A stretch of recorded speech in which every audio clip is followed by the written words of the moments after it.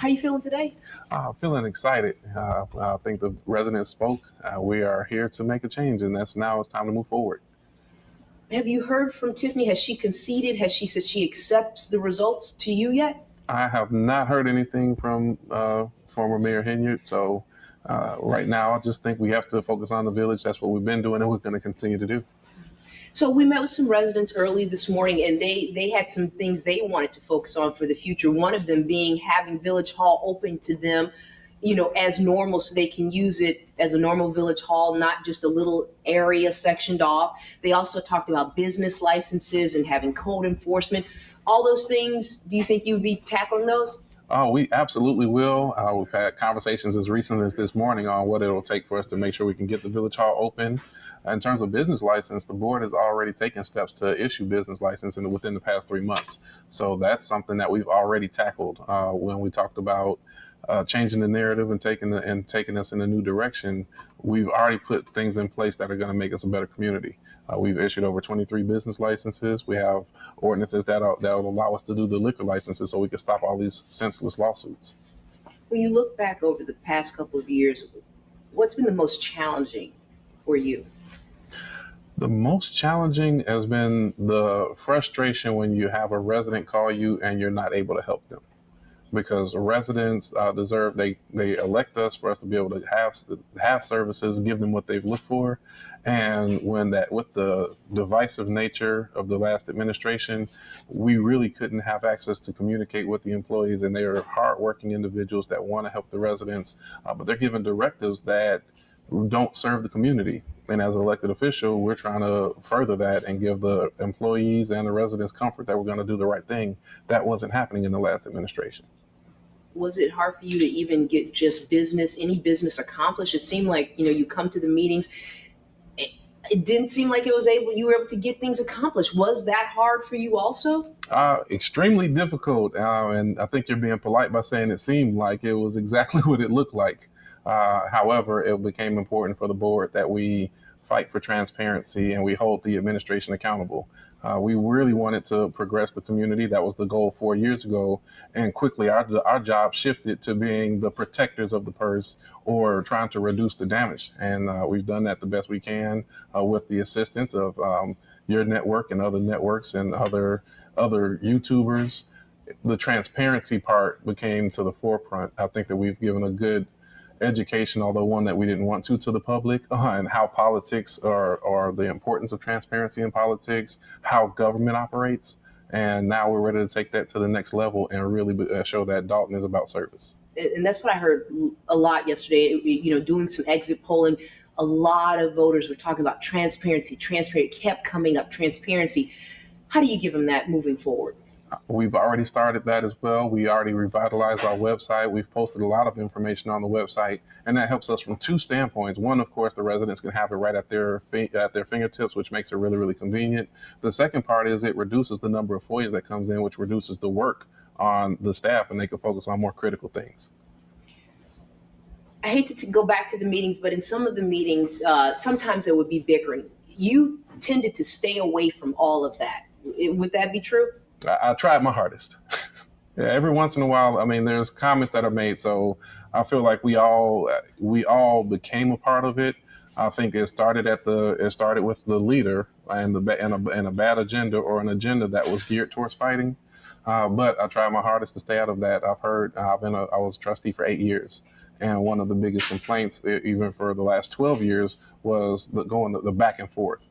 So while being elected, I still had to recognize that residents don't want to see that. They don't deserve it.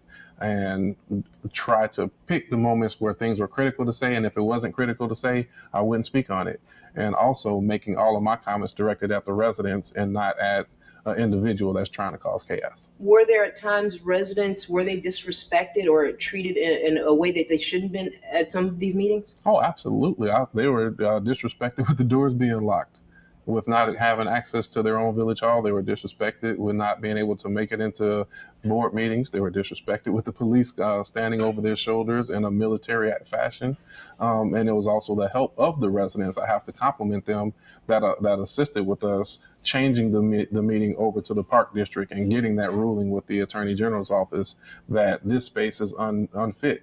It's what was really a shame is that it took so long for those things, which we felt to be common sense, but it would take 2 or 3 months for us to get a ruling on something like the Open Meetings Act.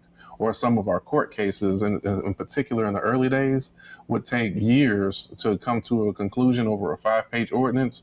But I think as the attention came more or became more in the spotlight, judges really started to look at our case as unique and made firm decisions. I thought Judge Thaddeus Walker made some really firm decisions that were beneficial to the community, as well as Judge Cohen. And what I really liked about their rulings as of late is they would always focus on the residents, which is most important.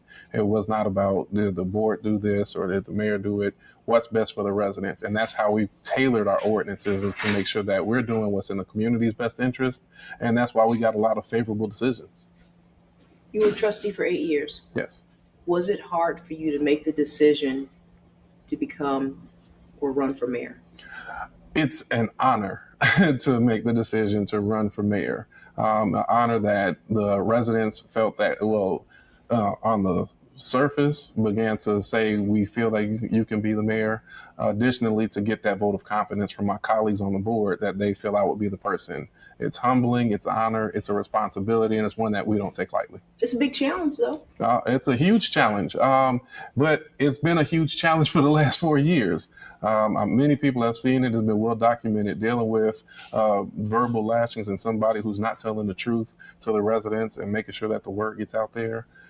Huge challenge. So we faced a huge challenge for the last 4 years. We're up for a huge challenge. And the best thing I think over the last 4 years is the community came together. So this is not a challenge for Jason House. This is a challenge for the Board of Trustees and the community to show who we really are and come out of it. Another thing the residents we talked to earlier today said that they want to focus on, finding that right fit for police chief. Where are we at in that process? At this moment, we do not have the ability as a trustee, because my role is still as the senior trustee. By the state statute, the mayor gets the ability to appoint a chief, and the board has the ability to confirm that. So if we have a qualified person, we would confirm it. The board has passed on the last 2 recommendations because those individuals did not have the qualifications needed, and we want to make sure we have somebody that has the proper background. If we are presented with somebody as soon as tomorrow, the board, I'm sure, would consider and move that forward.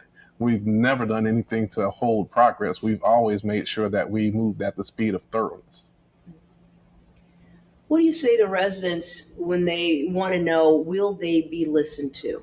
Can you tell them that their concerns will be listened to and taken into account? Can you guarantee them that? I can guarantee them that, and I will say that we've done that for the last 4 years. We created Tea with the Trustees second Saturday of every month, where residents came because we recognized that citizens' address had already been cut off, and that became a point of conflict. So we opened the doors for Tea to Trustees. We brought refreshments that were paid for by the trustees, so it didn't create an extra burden to the village. And we just let them open up as kind of a town hall. We will bring guest speakers that we think will add value to them. And then we open the floor and let them ask their questions. Why does this happen? Why are these things going on? Anything they didn't understand, we were there to answer. We've been there. And so I would say the next phase is to maintain that and take it to the next level. There's another level of communications that we can do, making sure we have outreach, another level of community events. We go back to block clubs, so that way the neighbors can get out and know one another, and we can go out there and join them. Regarding Lori's investigation, she said she'd given you all some things to work on, some things to consider that you could start implementing now. You've done that? We've started implementing from her first report, and I think her second report even reflected that we had already started implementing some of her original. Can you give me one or two examples of something you've implemented? One of her issues, one of the suggestions that she mentioned was on the second report was transparency.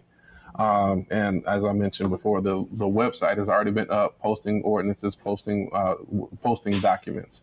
Getting the village's audited financials was another recommendation. That process is underway right now. We're 2 years behind on that. So it's going to take, I would imagine, about 6 to 7 months to get those 2 years completed.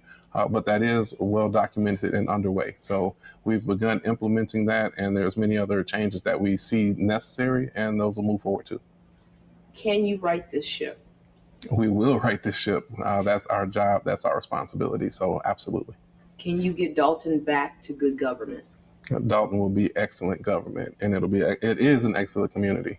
And I think if we look at how many people have come together, it's unfortunate that a rogue mayor was the cause for everybody coming together. But when we walked in the room and meetings that Miss Henyard is not present, it feels like and felt like family. And a lot of people's talents have been highlighted in this process. So I know there's kind of a tainted image because of the top. And there's also a community feel that I've been proud of time and time again when we talk to the board of trustees coming together, the residents coming together with one another, and then even those outside of our city and outside of our state, the care they've taken on for our community. So I think there's a lot of positives to take out of it, and the next chapter is bright. My last question, are you tired of Dalton being in national headlines, national news? Would you want it to be in the news for other reasons? Because right now it's the focal point of negative. Yeah, it should be in the headlines for other reasons. It will be in the headlines for positive reasons. I think that the spotlight that was put on it was unfortunate. In some ways, probably necessary given what we were facing. But our mandate is to turn that around, and we're going to show people what we're really made of. You said last night it's a new day for Dalton. Yes, it is. It's a very new day. A great beginnings. We're going to really just work together, be humble, and continue to push forward. That's our town. That's the town I serve. Jason House, thank you. Thank you. How you feeling today?